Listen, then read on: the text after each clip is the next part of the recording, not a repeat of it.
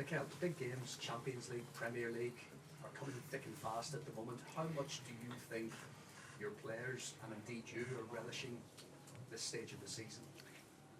Really enjoying the moment. This is where we want to be. We're in a really good position in the Premier League, and we're in a really good position in the Champions League.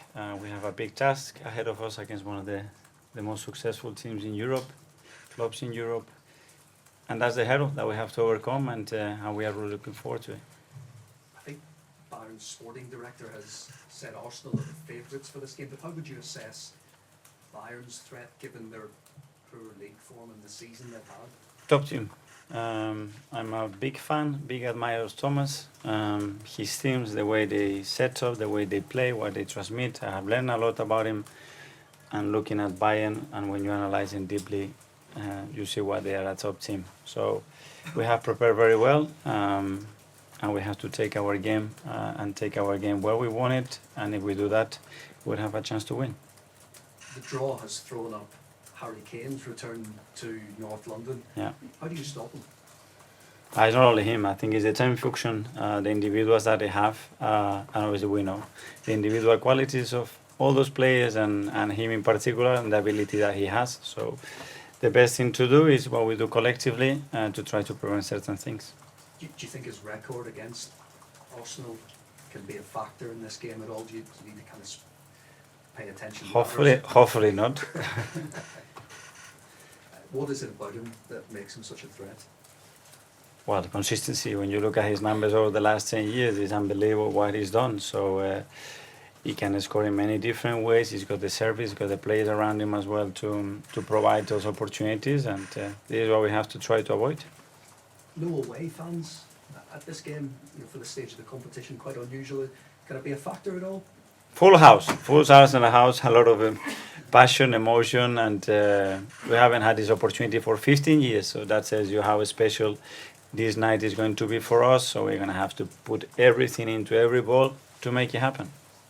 And just finally for me, maybe a question about the title race as well, because you're trying to combine that with, of course, winning the Champions League. I know Jurgen Klopp said at the weekend that if Manchester United play like they did on Sunday against Arsenal, then Arsenal will win. Do you have any thoughts on what he said about that? No, I can only talk about what we do. Okay. Gary? Mikel, looking back to Sporting and the exit, then you lost 2 players within 21 minutes, which was a massive shock. What have your team, in terms of having leaders on the pitch, how much have they grown and developed? Because they stepped into a next season when they're in the Champions League, it's a level up, but you're still fighting for the title. It feels like your depth is stronger and your leadership is stronger over the pitch. Would you agree? Hopefully we are better. We have learned for sure a lot of stuff over the last few months. I think players have evolved.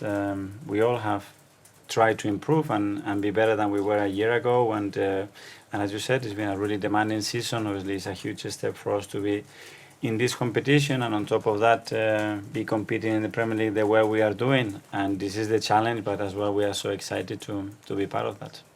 Bayern Munich, 5-1, 5-1. It's being talked about. Is it coming anywhere near your dressing room? No, it's there. That's history. When you look at their history in the competition, it's clear. Their nature and their capacity to perform bigger stages, and we have to prove that. That's for sure. There's always been this consistent belief for your players that have come off the pitch, even when they've suffered setbacks. Has that come from the hurt of just not getting over the line last season, or has it come from the training you've been able to put in since you come? Hopefully, it's in their nature as well. Something has to be within them, and we will try to inspire and get that part of them as much as possible to become better, to be more competitive, and have that resilience and that will to win and improve every single day. And if collectively you do that, I think the outcome is powerful. George? Mikel, just in light of the league table over the weekend and 7 games to go in the league, more possibly in the Champions League, I just wonder, have you almost got to be near perfect from now until the end of the season to win what you want? Perfect in football is difficult. You have to be better than the opponent first, and then, when you have the moments, you have to be ruthless. And we've been really consistent and trying to be better than the opponents lately, especially. And we have to carry on doing a lot of the things that we are already doing. But you must feel as a manager now that your team they're looking pretty ruthless, aren't they, and strong? Yes, we are in a good moment, and winning and performing the way we're doing, I think it always helps and bring really good spirits and just be focused on the next match, and tomorrow is a big task, but we are really looking forward to it. And I know you said you're a big admirer of Thomas Tuchel. Are you a little bit surprised that their form of late and where they are in the league, and will that have any relevance on tomorrow night, that their league position compared to Europe? I don't know, the football is such a competitive environment and so difficult to be consistent that this can happen to anybody. James, CBS. Hi, Miguel. Sorry, this is a bit of a niche question, but the Gabriel's block on against Brighton, quite remarkable stat about the proportion of shots you block. It's somewhere like 33%. Is that something you work on? What does it tell you about your team that you're blocking so many of the shots on your goal? Yes, we do work on that, but hopefully it's on the players' nature as well.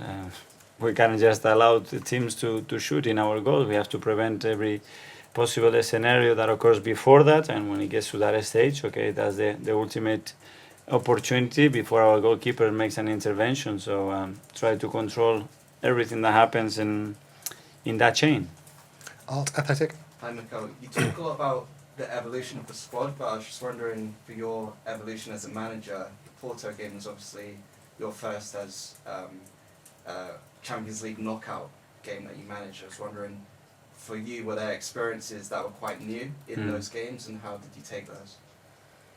Yeah, but I think that evolution is not in relation to me. My evolution, I would think it would be in many other areas, not just because of our results, but as a club, which is the most important thing. We haven't been in this position 14 years, the opportunity to go through the next stage 15 years. So that's for this club a long, long, long time, and we realize that, and that's why as well we have this hunger and desire to make it happen.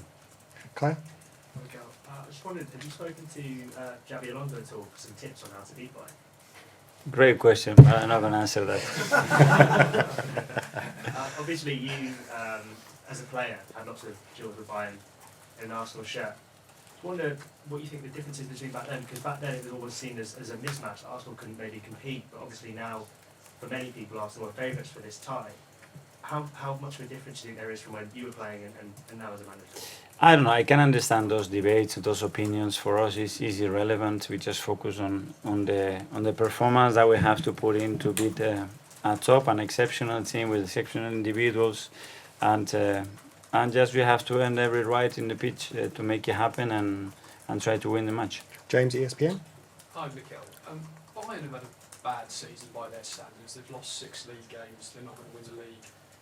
The manager's confirmed to be going at the end of the season. But is any of that relevant when it comes to a knockout tie like this?